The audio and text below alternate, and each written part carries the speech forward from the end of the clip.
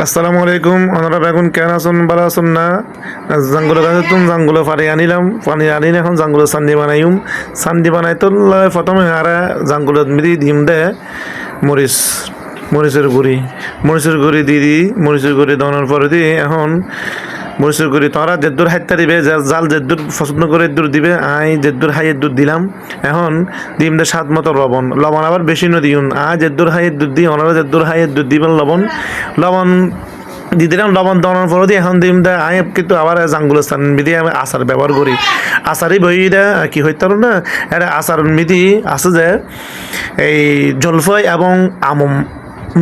জলফাই এবং আমর আচার মিক্স করি না ওকে বাড়তি মিদি লইলা কি আগতুন লইলা এখন পরে দিয়ে এখন এত নাই এক চামিচ কি দিম আচার দিম বেশি দিন না আবার বেশি দিলে কিনা আচারের হারণে আবার কি জাঙ্গুলের স্বাদ কিন্তু কমে যাবে বুঝছো না এটা নাই এক চামিচ দিলাম এক চামিচ আচার দেওয়ানোর পরে দিই এখন আরা সুন্দর করে এনে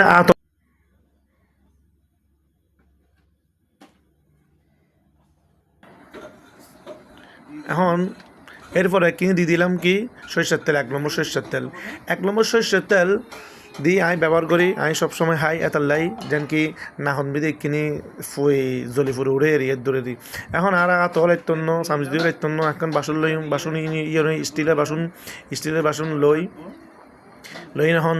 জকর করে কি জাক জমিয়ে নেড়ে স্টিলের বাসন দিয়ে দিলাম এখন কি লাড়াড়ি করতে লাড়তে এই তো এখন সুন্দর করে এনে কি জাঙ্গুলের সান্নি রেডি হয়ে যাবে গু এখন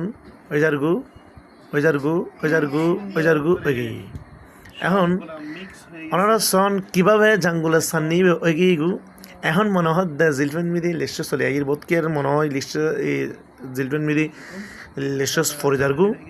তক গু অসুবিধা নেই ওনারা জাঙ্গুলের সান্নি খাইবেন হ্যাঁ।